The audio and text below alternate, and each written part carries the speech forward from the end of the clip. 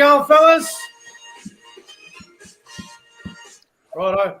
Welcome back to the YouTube channel. I am Nick from Australia. Welcome to the Rugby League Breakdown podcast, episode number 19. Hope you guys are doing well on this Wednesday night, currently 6:04 p.m.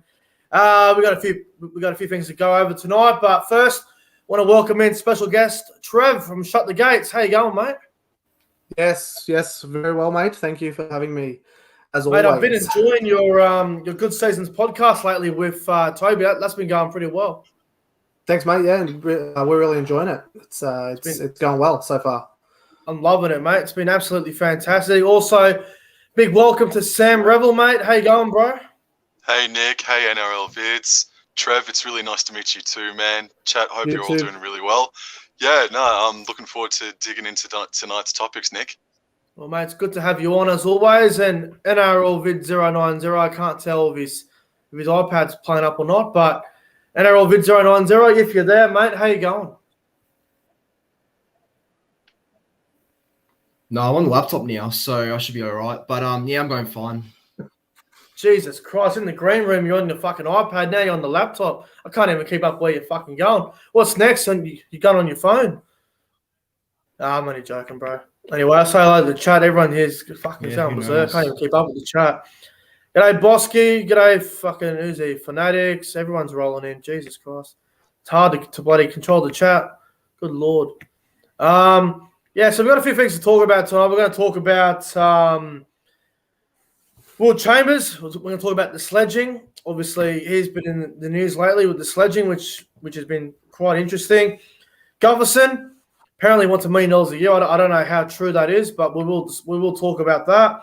We'll talk about what team has been disappointing this year and what team has been very surprising.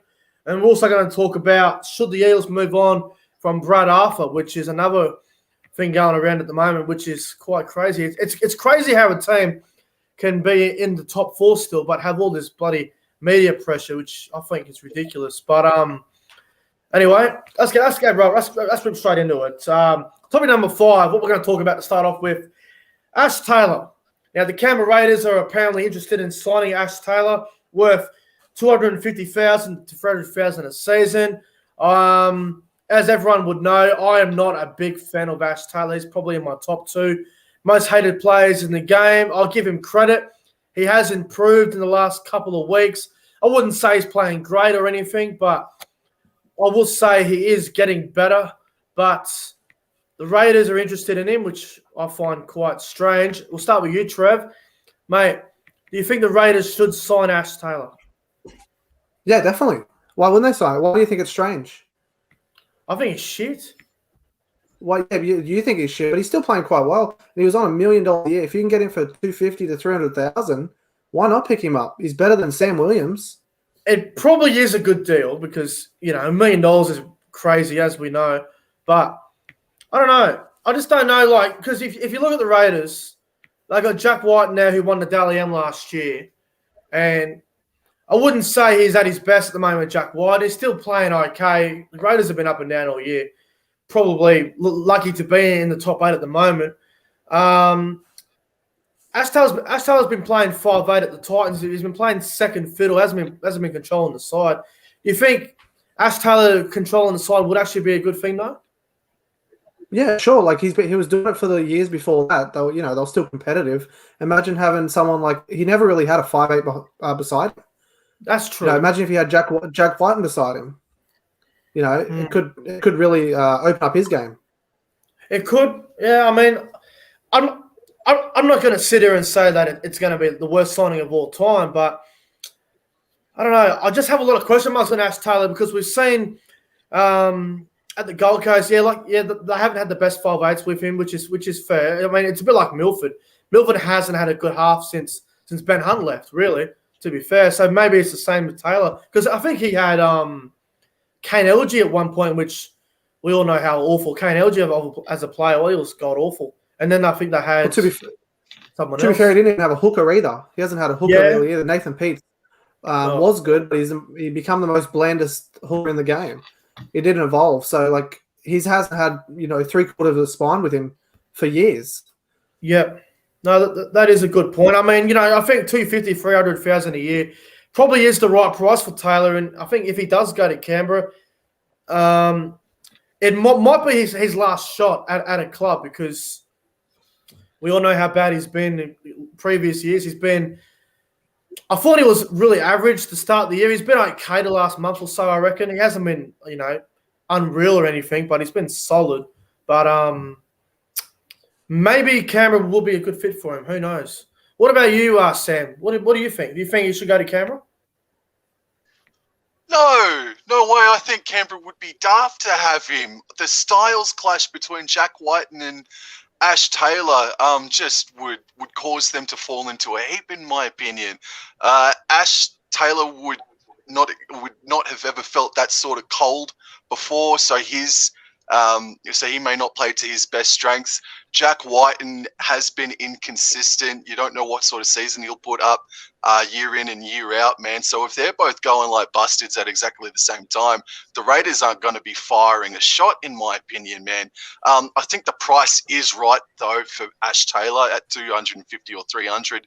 I think they've got to go bigger and better than Ash Taylor. And Ash Taylor can find another club. He'll find another club, but not Canberra. Who is that again? That's the problem, isn't it? Well, I would like to see what sort of youth they've got, admittedly. Well, that's what I'd like to clearly see. They don't have youth, because they already got Sam Williams playing and Matt Frawley as the backup. Oh, they clearly don't have that much youth going through. But he shouldn't go there just because he's cold. Like that's not a good reason not to sign someone. No, not at all. But no, I think there is a young halfback that they have signed up, just off the top of my head. But no, I'm not just putting the cold onto Ash Taylor. No way. But if he doesn't fire a shot in his first 5 games with Canberra, and he just won't fire a shot for an entire season, in my opinion, man. What I find interesting about the Raiders in looking at Ash Taylor, they have missed out on a few halfbacks. They missed out on Adam Reynolds. He was available. They missed out on Sean Johnson. The other one that might be available is Mitchell Pearce, because there's been talk about him in Newcastle might be parting ways. Now, I think if Mitchell Pearce went to Canberra, I think Canberra would be in the instant top 6 team once again. I really do. I think Canberra, but obviously they've been without Charles Nickel Clockstar, which has been a huge loss, which no one talks about. But I think a quality halfback, and they're back being top 6 again. But again, he might not be able to afford it. He'll still be getting paid $700,000 to $800,000 a year at least. That is true. Well, you got to. How much was George Williams on at Canberra? Does anyone know how much he was on? It'd be between $500,000 and $600,000, you'd think. Yeah, it would have been around that price, surely. I mean, they're probably going to. Oh, if I get Taylor, it'll be interesting to see how it goes. But there'll be a lot of pressure on him, because you look at the Raiders. I've been in the finals the last couple of years now, and I think they made grand final in 19. Prelim in 20, and this year they're going to have to do it the hard way by not making the top 4 and having to go deep again. Like last year, they finished 5th, I think, and they ended up going to the prelim. So I'm really interested to see what the Raiders do here if they do pick up Ash Taylor. But before we move on, NRL Vid 090, do you think Ash Taylor to Canberra would be good, or do you think it's just a waste? No, it's a waste, because I think Ash Taylor, any hope of him is pretty much done. And look, he's only like 24, 25 years old, so he's got time. But I'm better personally. I think, he's too inconsistent. We've already seen that in the past. I don't rate him personally because, obviously you can't trust him. He's good with one game, then the next game he goes quiet. So, I mean, if Canberra want to get a good halfback to replace George, well, someone a bit better, a bit more success than Ash Taylor. But I don't know, try it out and just go from there. I mean, look, the worst that can happen is if they sign him and it doesn't work, they can just bring Sam Williams back in again. That's the worst thing that could happen. But, Sam Williams. It's only $300,000. Yeah, it's $300,000. It's cheap money. It'll probably only be a 1-year deal anyway. It wouldn't be a long deal. I wouldn't think anyway. But let's move on to the next topic. We'll see how that goes about actually. If if Taylor does end up in Canberra. Just before you move on, Nick, do you guys think that the Raiders' premiership window is still open, or is it slammed shut now? Good question. Good question. Because if you sign Ash Taylor, they won't bloody go out there. No way. Well, you never know. They made it to a grand final with Caesar.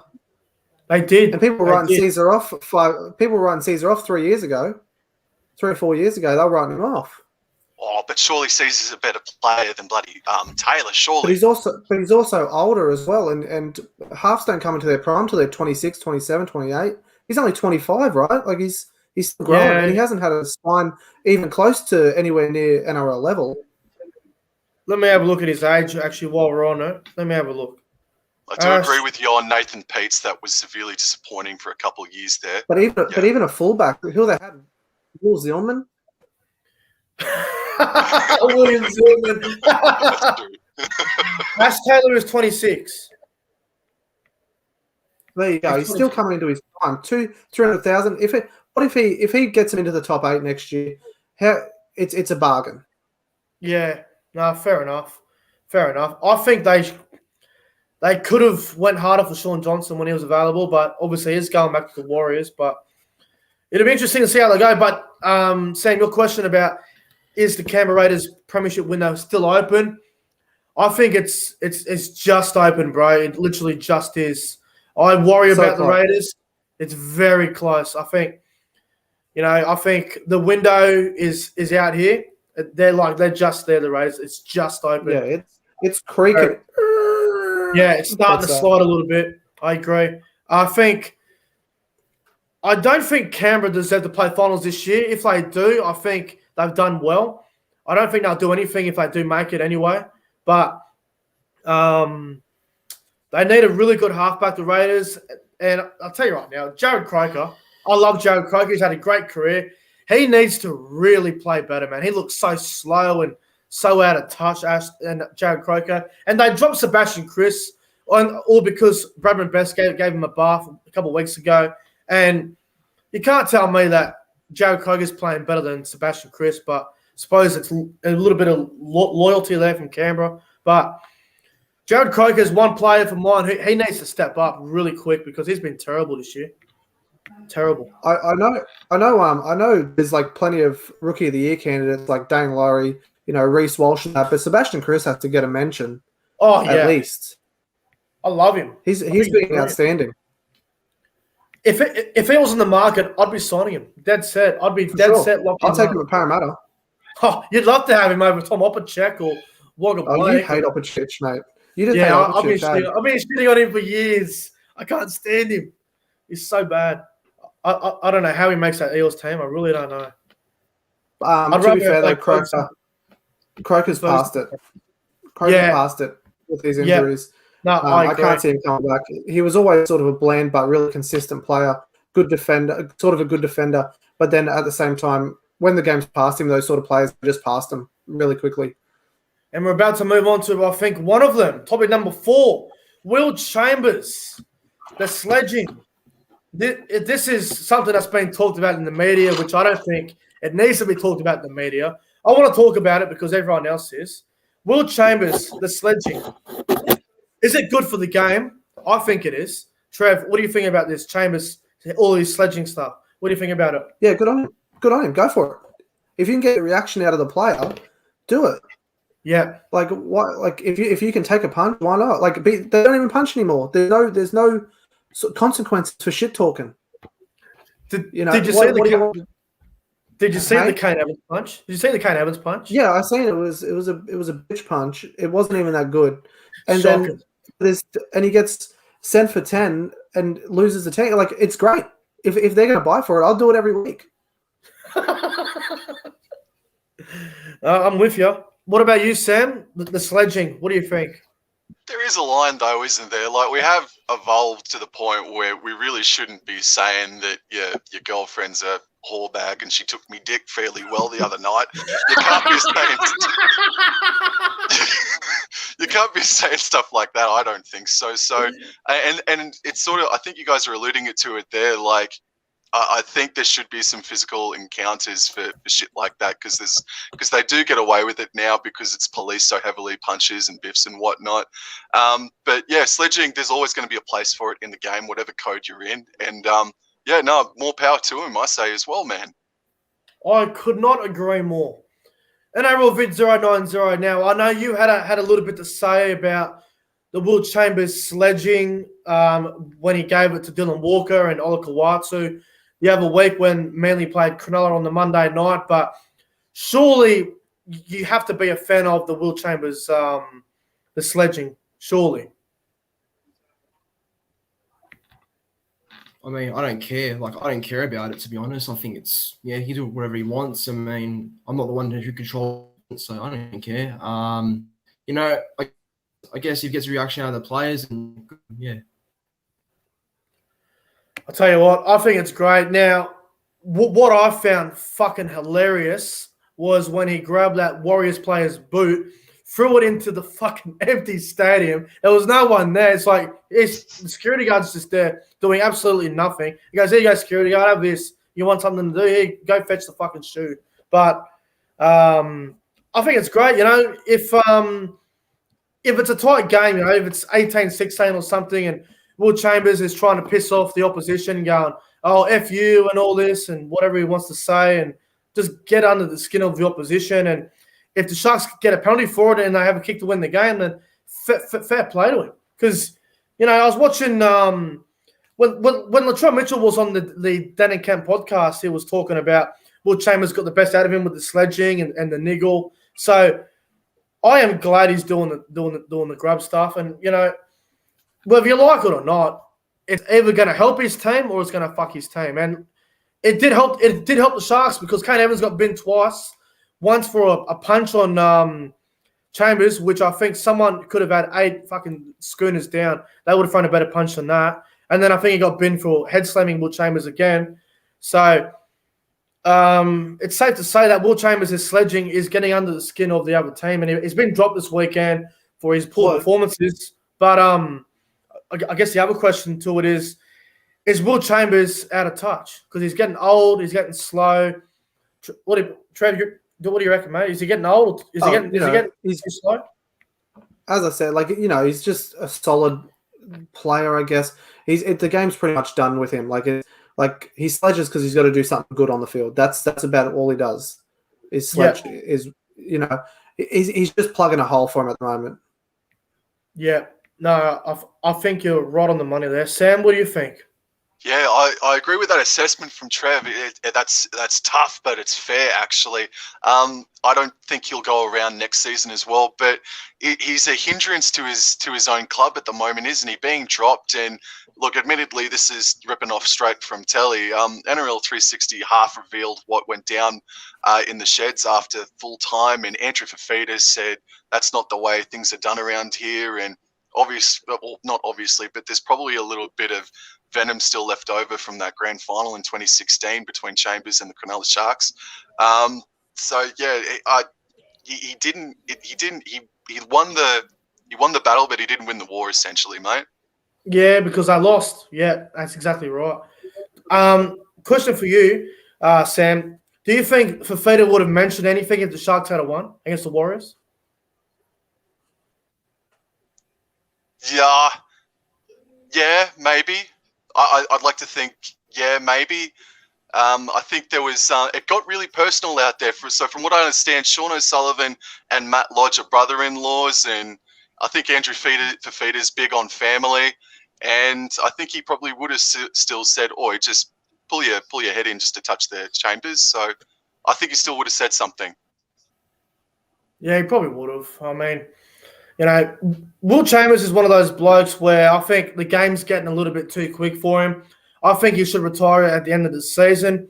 I think I still don't know why he went to Japanese rugby. I really don't understand why he went and tried that out. I know at the time it was at the Melbourne Storm, and I think Curtis Scott was in front of him because he was playing better, and Chambers got dropped, I think. I think it was the final series in 2019. He got dropped for Curtis Scott, and then I think he ended up being on the bench or something, and then he ended up going to rugby, and then he came back this year. Yeah, was it this year he came back? I can't fucking remember now. Yeah, came back early in the year. That's right, for Because of Cronulla. That's right. Oh, that's right. And I think he should retire at the end of the year. I spoke about it in the corner post the other night. I think he needs to retire. He's getting old, Chambers, but I love the sledging. Keep it going. Like, seriously, it's good for the game. And, all the media are having a big cry about it. I saw Paul Crawley say on 360 the other night saying, he shouldn't be allowed to play for Sharks again, shouldn't be playing again because of what he did. The NRL should step in. I'm going, well, what happens on the field stays on the fucking field. That's how it's always been. Don't need to make a fucking thing out of it in the media. It's just ridiculous. Yeah, So, Paul Crawley is a soft cock. He's always like that. Paul Crawley and Paul Kent just soft cocks. Yeah, wankers. I can't move on. Anyway, let's move on to topic number 3. Clint Gutherson. Now, I don't know how true this is. This could be a bullshit rumor. Apparently, one of the Eels, I think it was Clint Gutherson's manager, apparently stormed out of some restaurant today. I don't know how true this is. It could be bullshit. Who knows? Apparently, Clint Gutherson wants to be upgraded to $1 million a season. I believe he's off contract at the end of next season. Clubs can talk to him from November this year, I believe. Gutherson apparently wants $1 million. I don't know how true this is. Trev, obviously you're an Eels fan, and you probably know more than I do what goes on. But is Clint Gutherson worth $1 million? No. Well, if he's asking for $1 million as an Eels fan, I wish him a good luck at his new club when he goes there for $1 million, where he's going. But no way he's worth $1 million at Parramatta. I've just read that they've offered him $750,000 a year, and his manager walked out of the room. So that's it. That's all I'd be paying him: $750,000 to $800,000 a year. That's as much as he's worth. He's not, as much as he's a great effort player, he's not an X factor player. He's not worth that sort of money. Tedesco, Trebojevic, Latrell. He's not even close to as good as those guys at fullback. Well, he is a good effort player though. $750, I think, is the perfect price. Perfect. Yeah. I wouldn't pay anything more. For $1 million, if a team's paying you $1 million, you need to be able to win them games. Yep. No, I agree.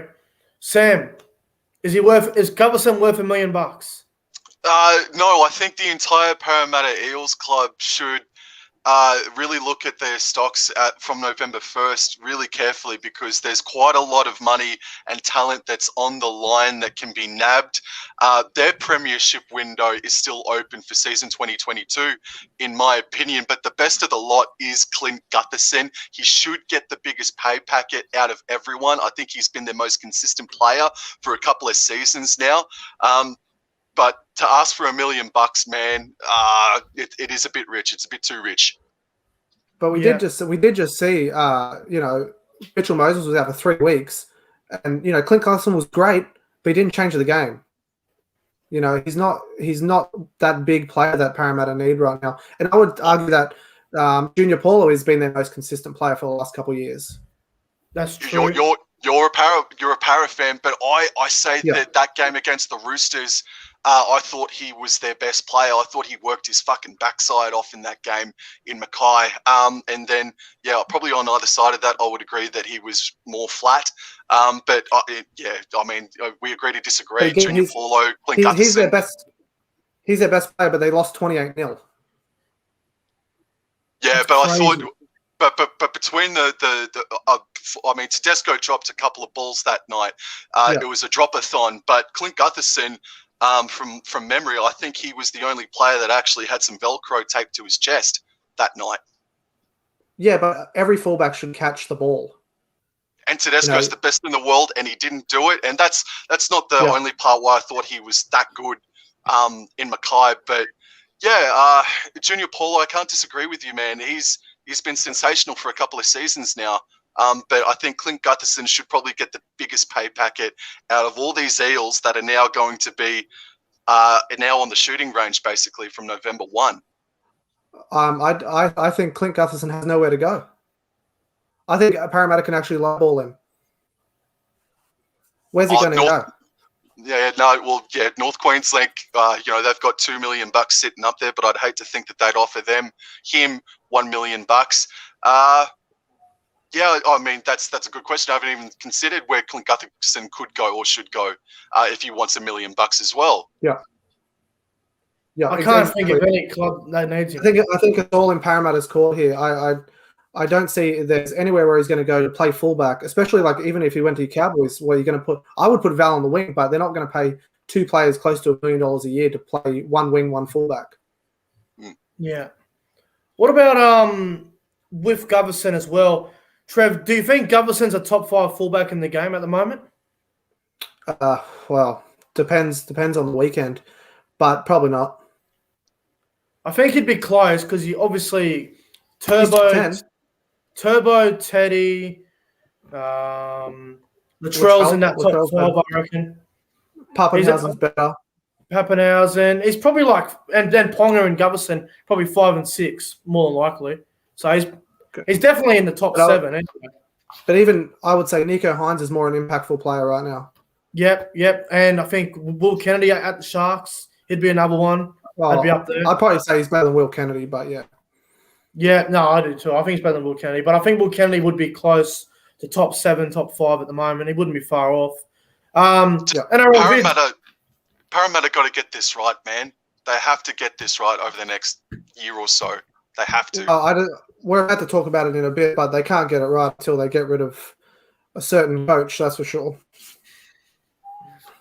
NRL Vids, would you pay $1 million for Clint Gutherson? None of us believe he's worth $1 million, but what do you think, mate?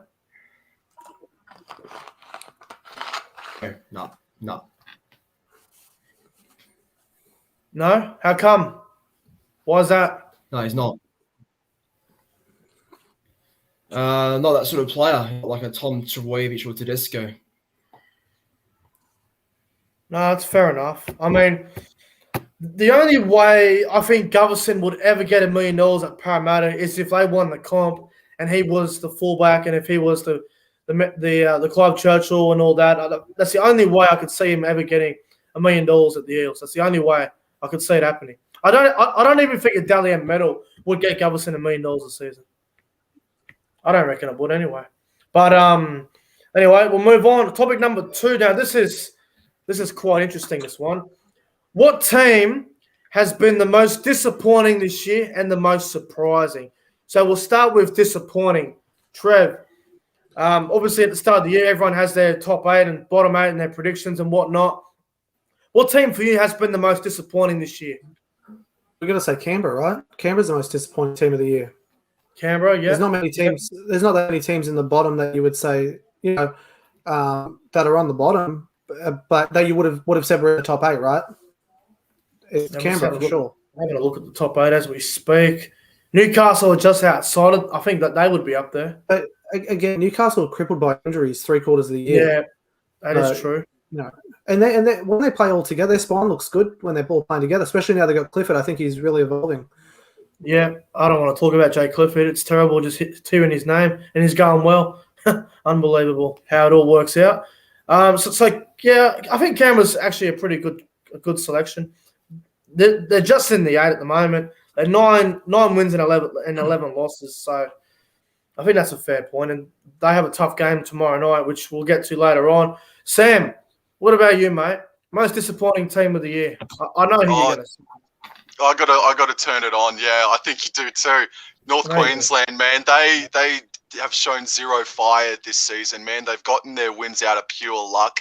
I wanted so much more to happen this season. Todd Payton's, hard edge at the Warriors last season is, half turning out to be a mirage right now. So North Queensland for me, I mean, my biases are definitely out there in the open, but oh man, North Queensland have been dreadfully disappointing this season. Did you really expect them to go that well, though? I expected them to push for just 8th position, and man, they're 3 wins away from that. Man, they've been really disappointing. I think I had them like 12th. Everyone always I know you're Cowboys fans, but I always see everyone always putting them in the top 6, top 8, something like that. But they're not there at the moment. And I feel like even with Val, he's not a fullback. They're paying $1 million for a fullback that's not a fullback. And, they're just sort of the way that Tamalolo's been used this year has been disgraceful. Oh. But I get why they're doing it, because the 10-year deals are shit. you should never do a 10-year deal. Yeah. Because I'll tell you what. yeah. Look, I had the Cowboys 8th at the start of the year, but I said they would be one of those sides between 7 and 12 fighting for positions, and they're not even fighting for the fucking top 8. They're trying to avoid the bottom 4, which, I mean, have a look at them. They started the year disgusting. They were 0-4 to start the year, and then they had a couple of good wins over Canberra, Tigers, and Canterbury, teams that have been shit. And then, they had one win over the Warriors. They lost in we beat Newcastle, who had no one playing. We've been terrible. And, obviously losing Michael Morgan early in the year really fucked it, because he was supposed to come back really fit and fix the side and just change everything. And he got injured in round 2 and retired. So that pretty much sent everything downhill from there on. Oh, yeah, injuries have been a bastard for sure. But then we let Jake Clifford go. Fair income, man. You know what? I fucking said this. I said this when this happened. At the halfway mark, Cowboys were in the 8. They were 6 and 8. They were 7th on the ladder. They were in the top 8. And then they did the trade with Clifford and Dearden. And now look at it. Haven't won a game since. Haven't won a goddamn game since. That's fucking terrible. To be fair, I think the halves are one of the least of the problems for Cowboys. Yeah, fair. That's fair. I think Drinkwater's rotation is terrible. Drinkwater's had his moments. He's had his good games and his bad games. He's very inconsistent at the moment, which is a shame, because I think when he's on, he can be very good, but no consistency. Then have a look at it. They were 6 and 8. They were in the top 8, and now they're 6 and 14. I've lost fucking 8 in a row. That's just not good enough. And I know they had the second most injuries in the competition, but have a look at the Roosters. The Roosters have got everyone injured, and they're still in the top 8. And it's about having great depth. Cowboys don't have depth.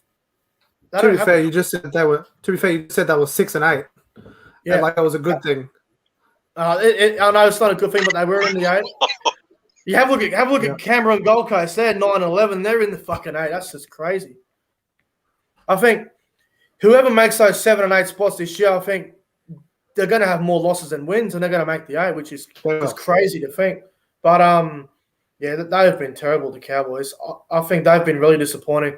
And Sam, I'm with you, bro. I think they're the most disappointing team. For them to get a new coach and to just be in the same shit from last year and the year before, it's not good enough. So I'm with you on that one. NRL Vid 090, mate. What about you, mate? What team has been the most disappointing for you this year? And please don't say the Cowboys.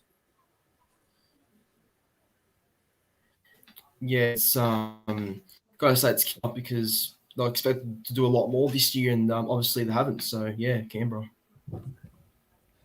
I can't even hear a word you're saying. NRL Vid 090. Are you there, bro? It's at Canberra. Oh, Canberra. Okay.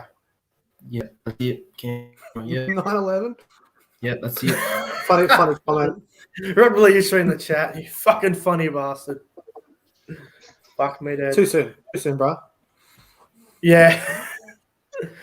All right, let's move on. What team has been the most surprising this year? There's been a few of them. I was going to say the Dragons until I fell off a cliff. But what about Trev? Most surprising team of the year so far. Who do you reckon? Well, you still got to say it's still got to be someone like St. George. You know, they're only one win out of the 8. We all picked them to be either wooden spooners or last. They're right in the 8 picture here. You know, to be fair, they're still, less wins than they are losses. So, but you could also say, I know people had Titans on their high horse, but I thought that I'm pretty surprised in them as well. Yeah, I am too. I am as well. They play some good football sometimes. Yeah, they can. When they're on, no doubt. What about you, Sam? Your most surprising team of the year? I got to say, Manly Sea Eagles, mate. I didn't think they had the depth from what they showed last season, and they started obviously the year so bloody poorly. But the mad scientist Des has got them firing on all cylinders, mate, and they're genuine title contenders. I had them in my bottom 4, Manly, admittedly, so my biggest surprise by firing away at the Manly Sea Eagles. I just found my my ladder prediction from the start of the year, and having a look at it right now, it makes me feel sick just looking at it. Jesus Christ. I had some very, very weird predictions at the start of the year. So if you want, I'll go through it on what I had at the start of the year, and you guys can laugh if you want. It's pretty funny. So minor premiers, I had Canberra. Fucking Canberra. Jesus Christ. Then I had Souths in second. That could still happen. Then I had Chooks in third, which probably won't happen, but not far off again. Had Melbourne in fourth. Penrith in fifth. I had Newcastle in sixth. I had Para in seventh. And I had the Cows in eighth. That was my top 8 at the start of the year. So, look, having a look at it, I've got to say, most surprising team for me so far this year, I've got to probably go with maybe Newcastle. I thought they were going to be surprising, but I'd say the most surprising team for me would have to be probably the Seagulls as well, because I had them finishing 10th. They are more than likely going to finish 4th or 5th at this stage. So I'd say Manly's probably my most surprising team, and maybe the Gold Coast, because at the start of the year, everyone had the Gold Coast in that top 8. I had the Gold Coast finishing 13th. I didn't rate them. I didn't believe in them.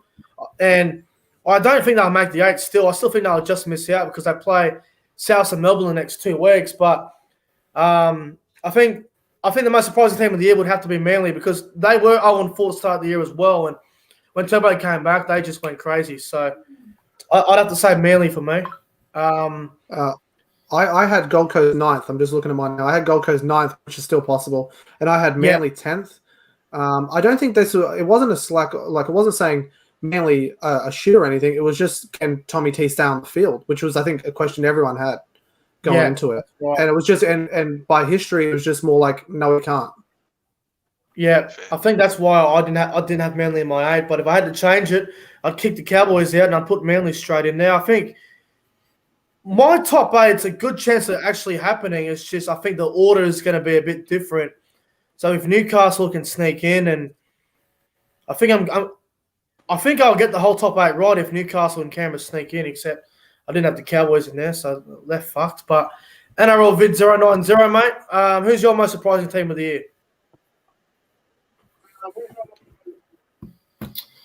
Yeah, I think Dragons, I had about 8th. So, they're definitely gone better than I originally thought.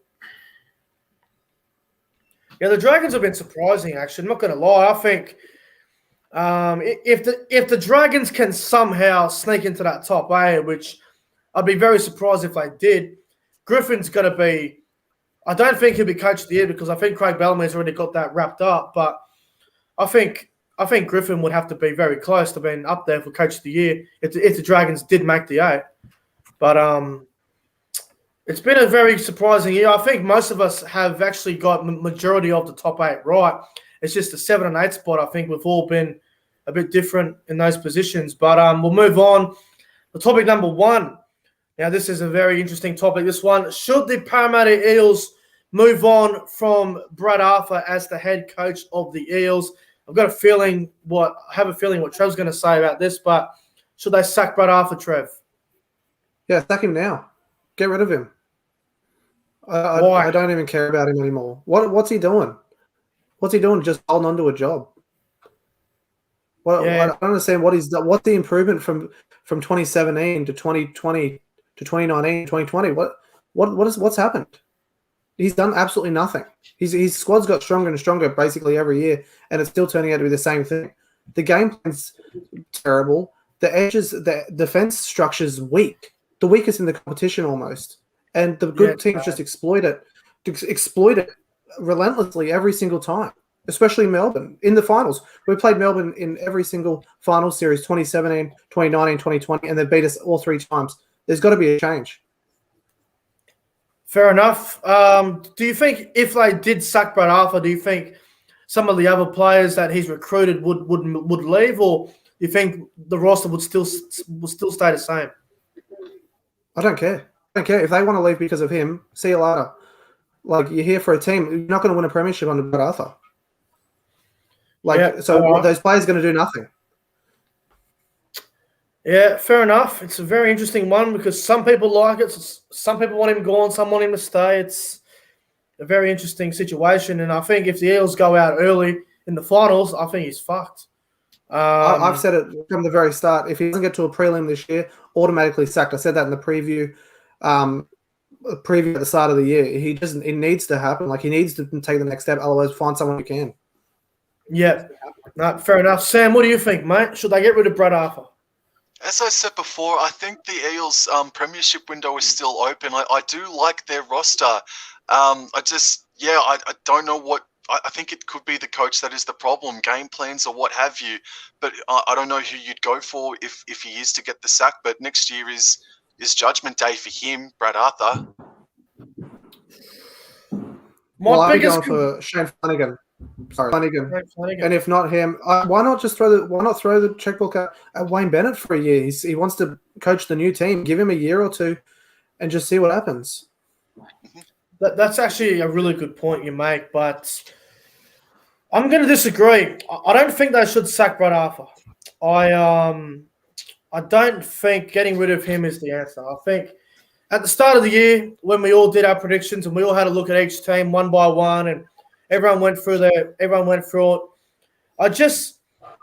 My biggest concern with the Eels was the back line, and I think that's what everyone's issue is at the moment. They lack strike centres. Wagga Blake, probably their best player last weekend when they played the Rabbitohs. Probably their best player with Papali'i. But they had Michael Jennings last year. Yeah, they did lose Jennings, which I think everyone was in some of the best form of his career last year, going into the finals. I agree. It was a huge loss losing Jennings, and getting Opacek to replace Jennings, I don't think it's worked out the way that it could have worked out. Sevo hasn't been at his best, I don't think, this year. Gutherson's been good, but he hasn't been like as great as he was last year as well. Ferguson's been told to get stuffed. Wagga Blake was almost the best player against the Titans a couple weeks ago. Raiders a couple weeks ago. That's true. That is 100% true. Wagga Blake, very up and down. You can't get a read on Wagga Blake's form. I just don't think the Eels' backline was ever going to be a worry for the big sides. I think that full pack goes really hard. Their full pack is as good as anyone's on their day. Moses and Brown, that's another question mark, I think. I think they're a good combination, but they seem to always just run out of stamina by this time of year. They seem to run out of gas. I think you just hit the nail on the head just there, Nick. I don't think Parramatta have started better to a season in a number of years than this year. I think they were the undefeated team for the opening couple of rounds, I think. And I'm hoping for Parramatta because I don't dislike the club. I just hope that maybe Brad Arthur, if he is still in charge come round one next year, he's going to treat it more of as a Melbourne Cup sort of race. You know, you start out well enough, but you just keep your preservatives. I think they just started the year just guns ahoy sort of thing, and they've just run out of the legs. So hopefully they can learn from that in the off season and evolve from it. If you look at preseason interviews from Brad Arthur, he actually says that he has learned from last year, and this is what he's trying to do this year is trying to treat it more like that, so they do have a good run going into the finals. That was like his exact statement almost. Oh, bloody hell! If you have a look at Melbourne were 1 and 2 to start the year. They had 1 win and 2 losses. They haven't lost a game since. So, you know, I think you're right about that. Sam, treat it as a Melbourne Cup. Don't rush into it. But Jacob Arthur, he's the backup half of the Eels. Now, I think he will be a good player in a couple of years when he develops. But I think when he plays at the moment, he might be the worst half in the game. He is awful. Awful, Jacob Arthur.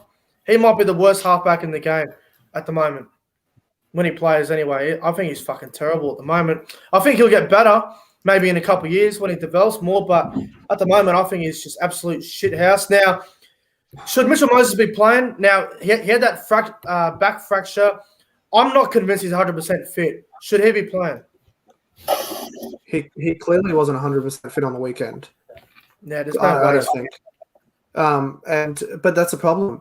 is that we don't have any depth, and I still have to blame that on the coach. He's put his son in there, who's clearly not ready for first grade. He kicked it a couple of weeks ago. Kicked it dead 3 times with no pressure. Against the Roosters. What do you want to like? Again, it's pressure on an 18-year-old, but that's his dad's put him in there. Like, he's next great thing. The only reason he stayed in there for a couple of weeks is because Parramatta had a great first game. Well, he wasn't even good, but the Parramatta team had a great first game against the Warriors. They're up 24-0, and Warriors almost come back and got him in the second half. Yeah, I remember hearing you say the other week, Trev. Jordan Rankin, where the fuck is he? Where is Jordan Rankin? I know. That's specifically what we signed him for, was the backup half, him and Will Smith. And again, is it showing favoritism? I don't know if it's showing favoritism, but clearly he's not ready. We can all see it. Surely his dad can see it. Yeah. I don't think his dad wants to drop him because he'll get upset, but come on, it's a big leagues now. It's not fucking junior rugby league. It's fucking this is the big stages, and you're playing for a club like Parramatta, who are a top 4 side when they're all on, and you know, if you're not performing, you gotta get out. You gotta go. Like you gotta fucking step up. You just do your job. He'll be playing Tier 2 in Super League in no time. Tier 2 English Rugby League in no time. Tier 2. NRL vids, mate. Do you think they should get rid of Brad Arthur?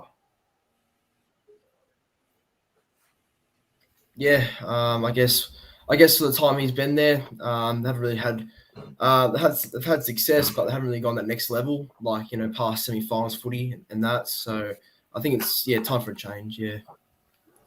Yeah, fair enough. I think, you know, if Shane Flanagan comes in, then you've got to be careful with the salary cap, because we all saw what he did when he got caught cheating a couple of years ago, and then the drug scandal back in 2014. He has a bit of a dodgy history, Shane Flanagan, but I don't think he'd be in charge of that. I think the Eels would know how to manage that. So if Shane Flanagan's available, which apparently he is, he's working on Fox at the moment, doing a bit of commentary and the Sunday tickets. So I think he'd definitely jump at the job if he was available, if Brad Arthur did get the sack. But anyway, lads, let's move on to the round of footy.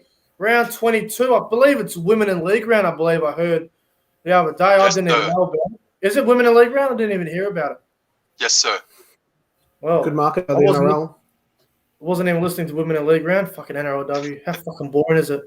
But I don't want to get into it. Everyone's going to fucking lose their shit if I get into it. But let's move on. NRLW sucks.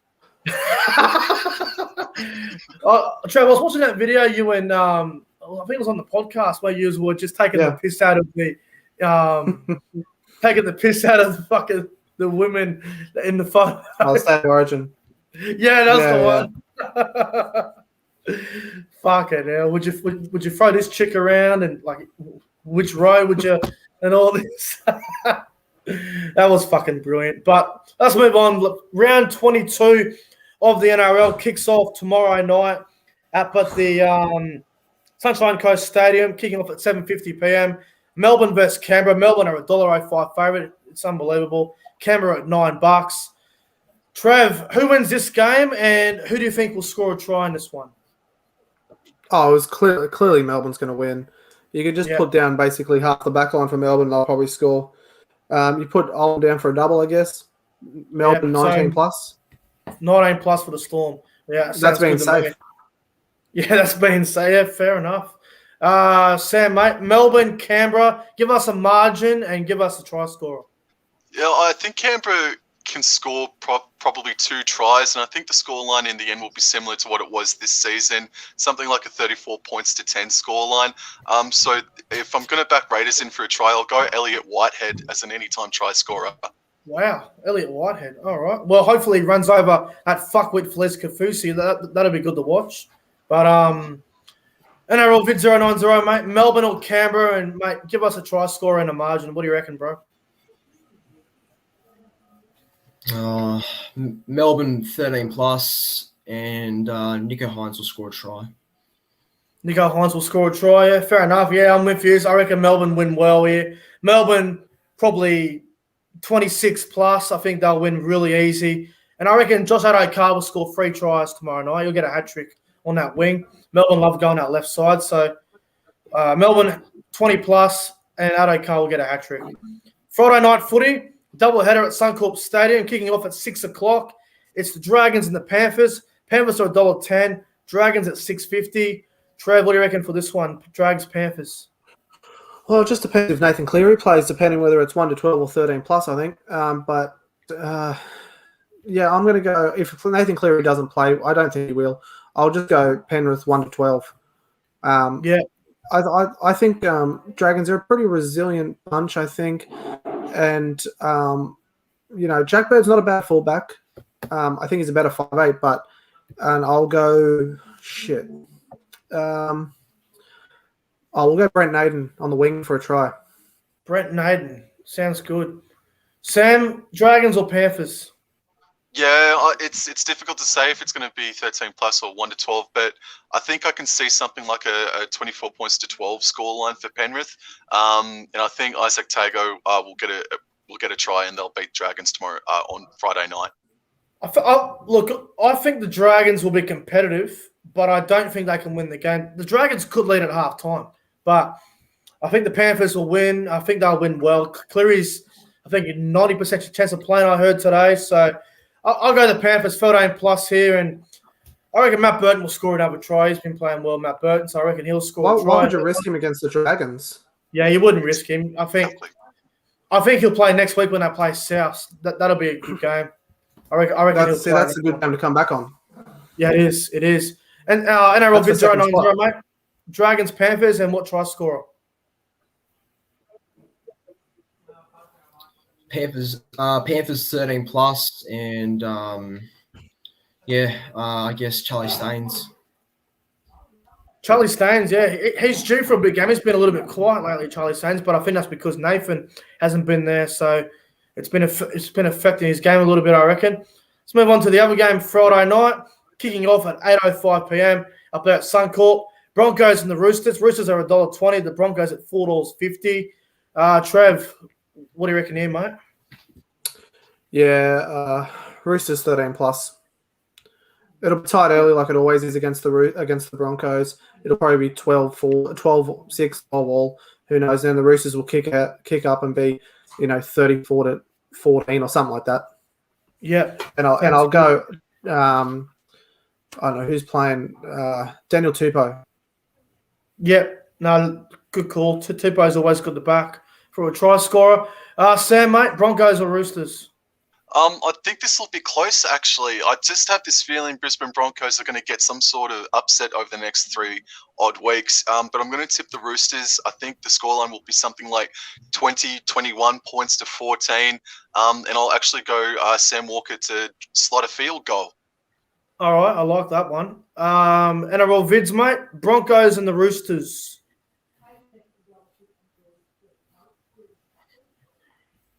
Roosters 1 to 12, and I'll just back in Sicily Tupanua for a try. Yeah, sounds good, bro. Look, I'm with you. Broncos, Roosters. I think Roosters win, and I think they win well. The Broncos, I don't know what's going on up there, the Broncos. I don't know, but it seems like they've missed the generation of players. I've missed out on all these big names over the years. They seem to always get the shit ones and let the good ones go. Now, when they played last time, the Broncos beat them at the SCG on Jake Friend's retirement. So, and I think that was the game where Victor Radley just snapped, went crazy. I don't think the Roosters won't forget that. So I'm going to Chooks 13 plus, and I reckon Sam Walker. Also, if Katoni was playing, I might even go the other way. Yeah, I'd be tempted as well. I would be tempted, but I reckon Roosters 13 plus, and Sam Walker against the Broncos up at Suncorp will be out for a big game. So I reckon he'll score a try on Friday night. Saturday afternoon footy, first game, 3 o'clock, Seabut Super Stadium. Rabbitohs versus Titans. Rabbitohs $1.15. Titans at $5.50. This game has a bit of a sense of a good game somehow. But Trev, Souths and the Gold Coast. What do you reckon? Souths win comfortably, probably like 40-18 or something. And I'll go. Who is it? Mansour on the wing there. Get a hat trick. Yeah, he's playing for Alex Johnson still, I believe. So yeah, that sounds good. Sam, Souths and the Goldie. I'm going to tip South Sydney, but can I just quickly say that the Gold Coast Titans have been allocated 4 or 5 Seabus Super Stadium games in a row, and the next one is for round 23 when they're the away team against Newcastle. The NRL have to change that to be like up at the Sunshine Coast Stadium or something like that. Titans can't play 5-6 games in a row in the Gold Coast, but I'm going to tip the South Sydney Rabbitohs to win 28 points to 14. All right. What try score do you I reckon? agree with that. I will tip Cody Walker. He's been in awesome form. Yeah, look, I'm with you. I think Souths win well, but if the Gold Coast can start the game well, they're definitely capable of making it a good game. I think last time they played, Gold Coast had a big lead. It was like 22-0 or something. I think Souths ended up winning like 40-30 or some shit last time they played. Yeah, I'm with you about the Gold Coast. They can't be playing every game at home, whether the home team or the away team. I think Souths win and win well. I'm going to go Souths probably 16 plus just to be safe. And I reckon Latrell Mitchell will get a double. Latrell double. NRL vids, mate. Souths or Gold Coast? Souths 13 plus, and I'll just back in Alex Johnson for a try. Who? He's not playing. Oh, yeah, Cody Walker. Yeah. Yeah, Cody Walker's a pretty good bet. Although he fucked my multi last week, the bastard. Didn't fucking score. Fucking bastard. How the fuck did South score 40 points and Cody Walker or Latrell not score? Fuck my multi up last week. Anyway, Saturday night, 5:30, up there at Townsville, Queensland Country Bank Stadium. Cowboys and the Tigers, no Taumalolo. Tigers $1.60, Cows at $2.35. Trev, Cows or Tigers? This is probably the closest game of the round, to be honest. It's I'll probably say I'll go Tigers. I'll go Tigers 13 plus, but like by 14. Oh. Yeah, by like 14. They're just like they got like they're attacking. They just got too much attack for the Cowboys. Yeah, I'm not saying it's going to be like a 36-22 or something. It's not going to be. Yeah, I can't imagine it's not going to be high defense. Both teams can't defend for their life. What try score did you say? I didn't say one. I'm going to go with Tommy Talau. Oh, Tommy Talau, he's a good player. Sam, who are you backing, mate? I'm going to tip the Cowboys, and if they lose, they're not winning another game for the rest of the season, unfortunately. Anytime try scorer, Valentine Holmes, he's got to have a big game. I think our spine needs to have a good game this weekend, and Valentine Holmes is where it will start with. I fucking had enough of this Val Holmes at fullback experiment. I wish they'd do something different, but they're not going to fucking do nothing different because, $1 million, we've got to play him at fullback. Fuck, I'll put him on the wing. Look, the Cowboys beat them last time at Leichhardt when they were doing it for Tommy Raudonikis, the Tigers, and there was no Tamalolo in that game either. So, look, I'm going to go the Cows 1-12. I'm with you. If they lose this, they won't win another game this year. No way. No way they'll win that. If they lose this, they will not win again this year. No way. Okay, I'm going to go 1-12. The weirdest game of the season. Yeah, I think this is literally tossed a coin. This could go either way. And everyone forgets, this is the Cowboys bogey team. The record against the Tigers is fucking atrocious. So I'm going to go the Cows 1-12 here with absolutely zero confidence. I reckon Kyle Felt will get a double on the wing. Kyle Felt's always good to back for a try. NRL vids, mate. Cowboys or Tigers?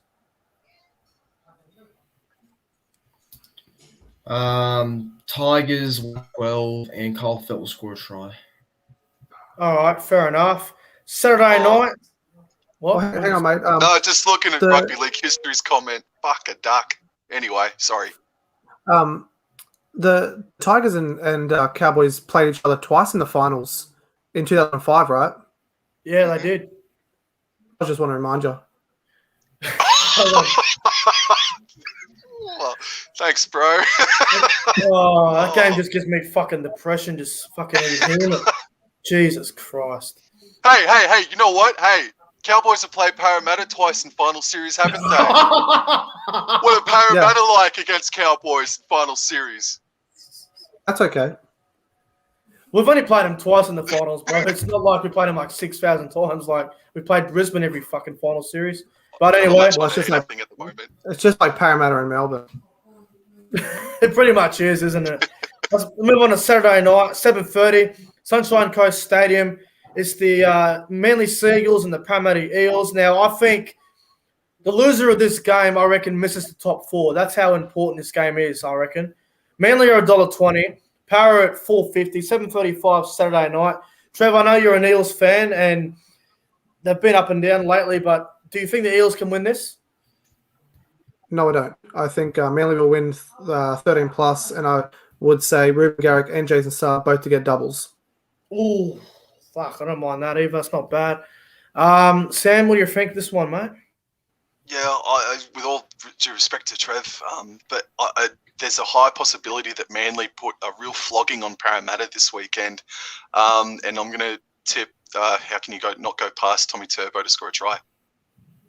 Yeah, well, I don't think he scored for 2 weeks, has he? He didn't score last week. Did he score the week before that against Cronulla? He did score the week before. Can't even fucking remember. That's how good he's going. Can't even fucking remember anything with Manly. Turbo. I'll tell you what. I'm going to go Manly 1-12 here. I think last week's game against Melbourne would have took a lot out of the Seagulls, and everyone who's played Melbourne this year, the week after that, it's been really, really hard to be.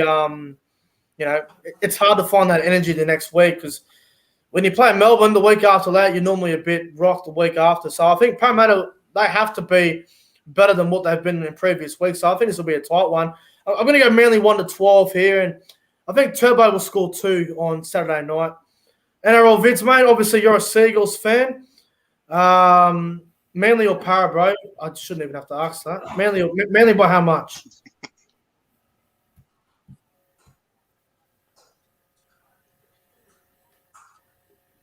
Where's his? Is he there?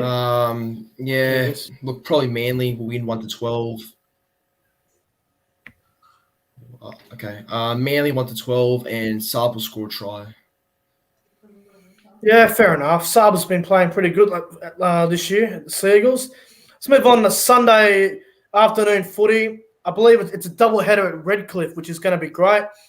Kicking off at 1:50. The Warriors and the Bulldogs. Warriors $1.35. The Bulldogs at $3.25.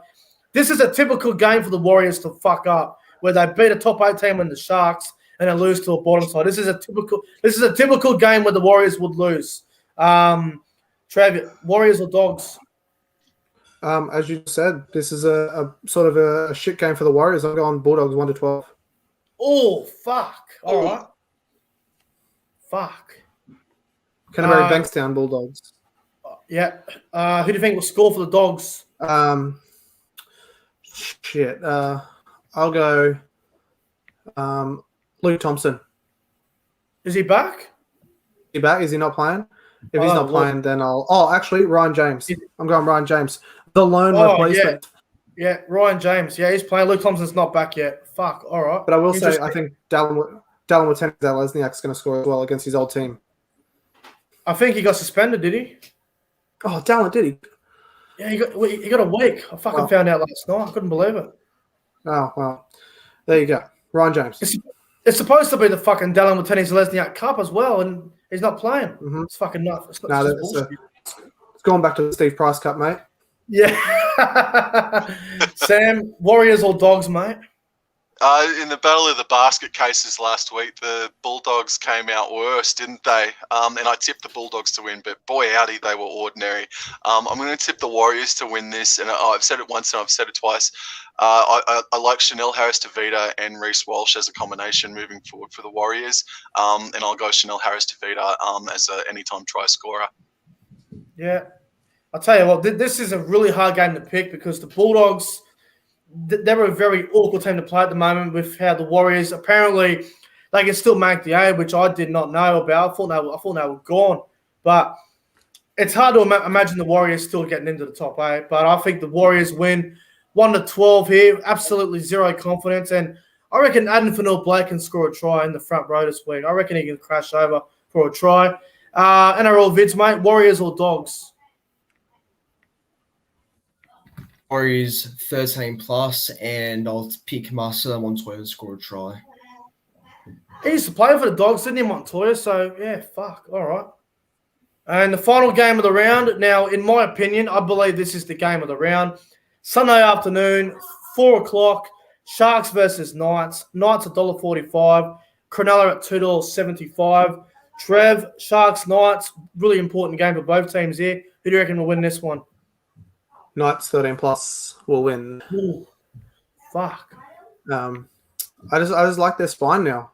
I like Pierce. I like Clifford. I like Ponga. I think they play well all together. Kurt Mann in the centres, do you like it? Well, I wish Kurt Mann was not anywhere near the team, but I will go with Bradman Best. He's back, isn't he? Yeah, he's playing. Yeah. Yeah. He'll score. All right, sounds good to me. Sam, what do you reckon about this one? Yeah, I'm with Trevor. It's going to be 13+ to the Newcastle Knights. And I will go Brayley, who's returning from a bad head knock to score a try. Well, it's the Brayley Cup. Blake Brayley versus Jaden Brayley. So, fuck it. The Brayley Cup is out in full force this weekend. I'll tell you what. I reckon this is game of the round. I reckon it'll go to Golden Point. I reckon Knights win by a field goal and Golden Point from Mitchell Pearce. I think the Sharks last week, they would have learned a lot of lessons and they dropped Chambers. So I think they'll be better without him. So I'm going Newcastle 1-12, and I reckon Mitchell Barnett can score a try, and I also like Talakai. Love Talakai to score a try. I'm really loving Talakai at the moment. I just love his big hits. He whacks any fucking player he sees. He plays in the centre sometimes, and he just smashes cunts like he's playing front row. I just love watching him play. Love him. NRL vids, Sharks or Knights, bro? What do you reckon?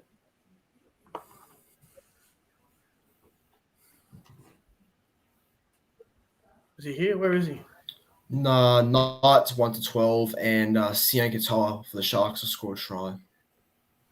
Sione Katoa to score. So we've all pretty much got a few different tips this weekend. I think we all Trev's got the same, except he went the Tigers, he went the Dogs, and I think that's the only one we got different. Everything else is pretty much the same. Anything else you guys want to talk about before we get on out of here? No. Thank you very much for an awesome podcast again, Nick. And it's been really nice meeting and talking to you, Trev, and it's always good with you vids, for sure, man. Well, I'll tell you what, all you guys that are watching right now, you guys need to go and check out the Shut the Gates YouTube channel. It's a fantastic channel. If you don't go and watch it, well, a bit like what Trev said, if you don't like and subscribe to his channel, then something bad might happen to you, because if you go and watch his tipping video from yesterday, the person didn't like and subscribe, and unfortunately he died. So make sure you guys go and fucking subscribe to the channel and go and check out the videos. You won't be disappointed. But guys, that's it for the podcast tonight. If you guys enjoyed it, make sure you guys go ahead and like, comment, and subscribe to the channel. Have a great Wednesday night, and everyone's just leaving without fucking saying anything. But we'll see you guys in the next one. Thanks for having me. Anytime, brother.